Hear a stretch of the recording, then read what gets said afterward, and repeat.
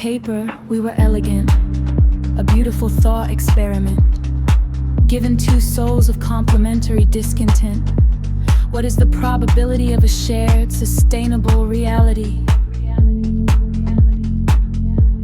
We calculated it.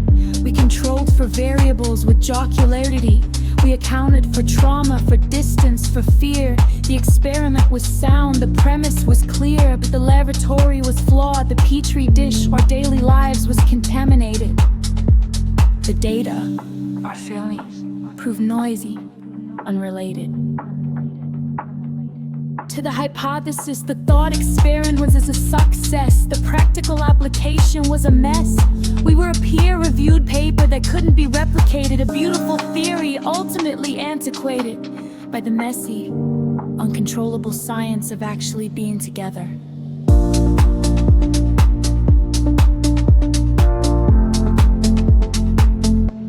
The failed thought experiment is a special kind of grief. It's mourning the perfect, it pay what it cold, the brief spark of what if, and air in the face of what is. We were a lovely airtight premise, a metaphysical kiss that couldn't survive physics. The math was beautiful, the living was unbearable. We were a failed thought experiment. Our love was a citation in the footnotes of each other's lives, a quiet notation that reads, promising initial data, but ultimately inconclusive due to human error. The error was us, the variables were terror and hope, and they refused to be isolated. Experiment is over, the chalkboard is clean, and I am left with the sober, unsentimental data of our beautiful failed proof.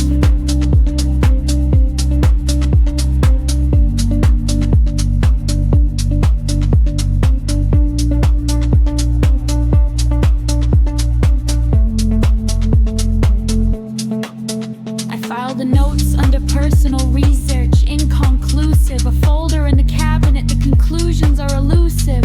And that is the conclusion, the experiment failed. The hypothesis was false. The details are just details. It's a special kind of grief.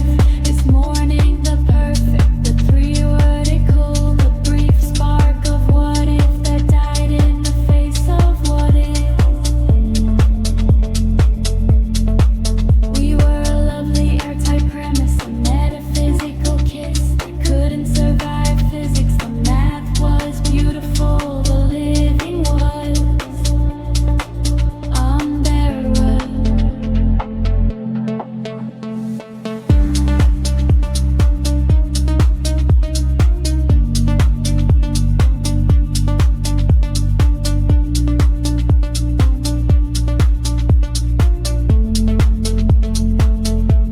The sound of a file drawer sliding shut with a soft, definitive that a single clean tone lender is formed. Well then, linger with forward into the ambient hum of fluorescent lights in together. This archive.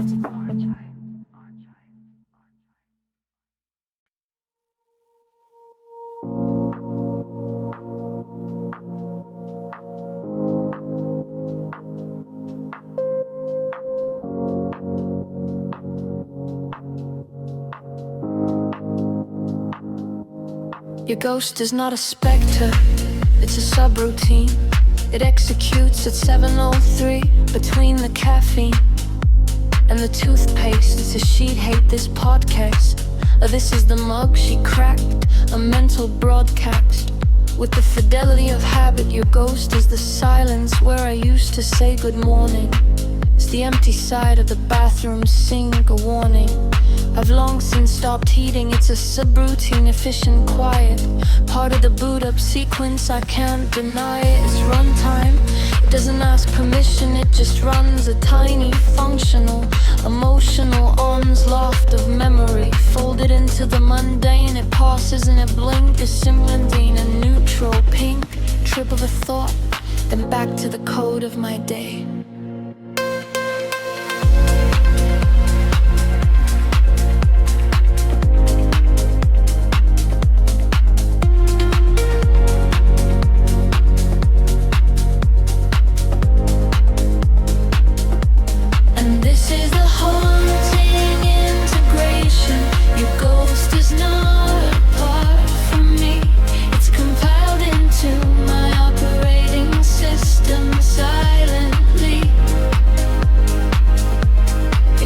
triggers with the smell of rain, with the 7:15 bus.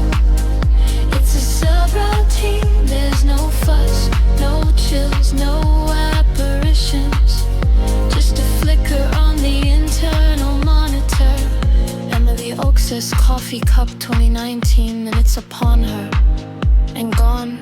A ghost that's been deplugged into benign functionality, a part of the program of my reality. It doesn't hurt anymore, it just executes a line of code, a subroutine on the long winding road of moving on. It's not a bug, it's a feature of having loved you.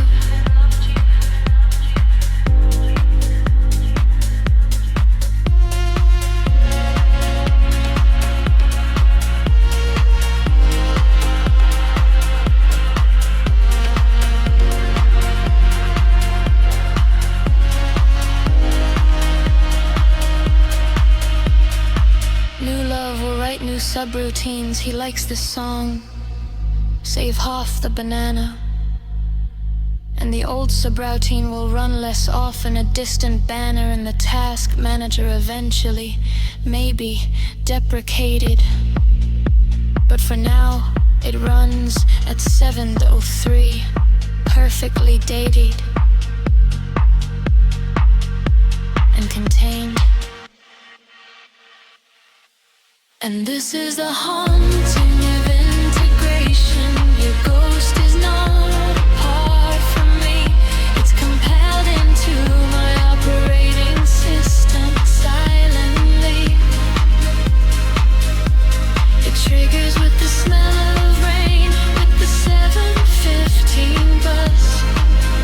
It's a subroutine, there's no fuss, no chills, no apparitions. Flicker on the internal monitor.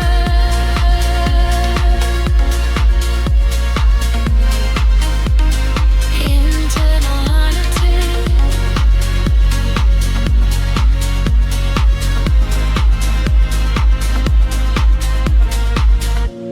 The sounds of the morning continue. A spoon clinking, a newspaper rustling. The music integrates into the ambient noise.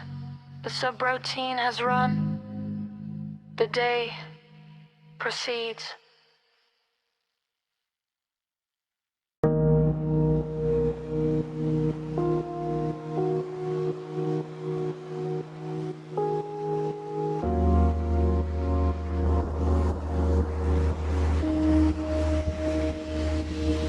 You just left. The argument hangs in the air like ozone after lightning. But I am not looking at the door, I am mapping with a kind of quieting. Attention, the cartography of your still warm chair. The dent in the cushion is a valley of your recent there. The armrest hold the ghost heat of your palms. I can almost see the topography of your frustration, the geography of your folded arms. This is a transient map. It will cool, it will smooth, but for now it is the most truthful document, the living proof of your absence, which is still a kind of presence. I trace the contours with my eyes. The still warm chair is a more honest goodbye than the one you spoke. It says you were here in your fullness and now you are not. And the space between those two facts is the hottest and most detailed map I have of us in this moment. And I am a surveyor of the party's edge, a mediator map, reading the heat signatures, measuring the path of your energy as it dissipates into my apartment's air. The still chair is a shrine to a moment, a silent prayer. To what just was, I don't sit in it, that would be a violation. I just observe its slow return to neutral station, a cartography of cooling, a lesson in thermodynamics of the heart. The warmth always leaves, that's the science, that's the art. few minutes I have a map, a precise fading trace of the continent of you in this specific time and place. A beautiful legend house anthem. The piano becomes a spreading elegiac melody. The rhythm is the slow, inevitable process of cooling, of returning to equilibrium.